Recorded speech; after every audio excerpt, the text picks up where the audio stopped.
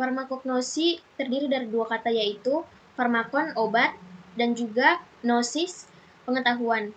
Jadi farmakognosis adalah pengetahuan tentang obat yang biasanya berbasis pada tumbuhan atau juga hewan. Hippocrates adalah dokter dari Yunani yang memperkenalkan farmasi dan kedokteran secara ilmiah, sehingga disebut sebagai bapak ilmu kedokteran. Kemudian pada tahun 1737, Linnaeus menerbitkan buku pedoman sistematik botani. Kemudian Martinius merintis farmakologi modern dengan menggolongkan simplicia menurut segi morfologi dan cara-cara untuk mengetahui kemurnian simplicia. Pada tahun 1815, Seidler kemudian menggunakan farmakognosis sebagai judul tesisnya. Pada pertengahan abad 19, perkembangan farmakognosis sangat pesat sehingga sudah sampai kepada identifikasi juga teknik-teknik kromatografi. Berdasarkan pengaruh obat dari Cina, India, dan Arab, terbitlah jamu yang merupakan obat tradisional yang berkembang di Indonesia. Contoh tumbuhan yang berkhasiat obat yaitu andaliman, di mana andaliman ini merupakan tumbuhan dari etnis Batak yang digunakan untuk mengatasi masalah nyeri pada mulut atau sakit gigi karena manfaat analgesiknya yang dapat meredakan inflamasi dengan cara dihaluskan sehingga sampai menjadi pasta, kemudian dioleskan pada gigi yang sakit atau hewan yang dapat digunakan sebagai obat alami yang telah melewati berbagai macam uji seperti uji farmakodinamik, uji toksikologi, dan uji biofarmasetika. Dalam sejarah penemuan obat bahan alam, dimulai dari pengetahuan manusia akan khasiat bahan alam bagi kesehatan yang merupakan awal dari berkembangnya farmakognosi. Bukti dari hal itu dapat diketahui melalui buku materi medika yang diterbitkan sebelum abad 19, yakni buku pertama yang memuat tentang khasiat dan penggunaan lebih kurang 600 macam obat dari bahan alam, yaitu tanaman, hewan, mineral. Sejak saat itu, terjadi peningkatan yang pesat terhadap pengetahuan mengenai obat dari bahan alam sehingga dianggap perlu untuk mengadakan pemisahan disiplin ilmu.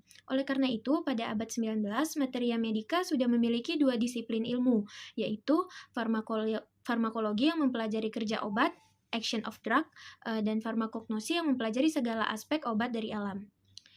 Contoh obat herbal yang saya ambil adalah daun mint. Daun mint sudah digunakan sebagai pasta gigi sejak abad ke-14 dan pada masa itu juga digunakan untuk pemutih gigi. Seorang bapak botani Inggris bernama Turner mengatakan bahwa daun mint dapat menambah rasa lezat pada saus. Salah satu spesies mint yang bernama spearmint dulu sering ditambahkan pula pada susu untuk menghindari susu mengental. Spearmint juga dulu sering digunakan sebagai bahan pembuatan saus dan jelly untuk disajikan bersama hidangan daging domba. Daun mint berasal dari genus Mentha, dan mint ini memiliki batang persegi dan daun aromatik. Tanaman ini dapat menyebar secara vegetatif dengan stolon dan dapat menjadi tanaman liar di kebun. Bunganya itu kecil dan berwarna ungu pucat, pink, atau putih. Istilah farmakognosis pertama kali dikemukakan oleh J.A. Smith yang menggunakan istilah tersebut dalam karya monografinya yang berjudul L'Herbuche der Materia Medica di Wina pada tahun 1811. Farmakognosis berasal dari dua kata Latin, yakni farmakon yang berarti obat dan gnoksis yang artinya pengetahuan. Pada tahun 1815, C.A. Settler yang merupakan mahasiswa kedokteran di Halle, Jerman, juga menggunakan istilah farmakognosis dalam tesisnya, yakni yang berjudul Analektika Farmakognostika. Karena hal tersebut, ia dibilang sebagai orang pertama yang mengemukakan atau mempopulerkan istilah farmakognosis. Sedangkan seperti yang kita ketahui, J.A. Smith lah orang pertama yang mengemukakan istilah farmakognosis. Seiring berjalannya waktu, istilah farmakognosis mulai berkembang pesat dan dikenal oleh banyak orang. Contoh tanaman herbal yang saya ambil yakni kunyit. Kunyit merupakan tanaman herbal yang dapat tumbuh di daerah tropis.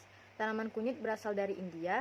Pada tahun 77 sampai 78 sebelum Masehi, Dioscorides menyebutkan tanaman kunyit menyerupai tanaman jahe, namun memiliki rasa yang berbeda, yakni kunyit memiliki rasa pahit, kelat, dan sedikit pedas.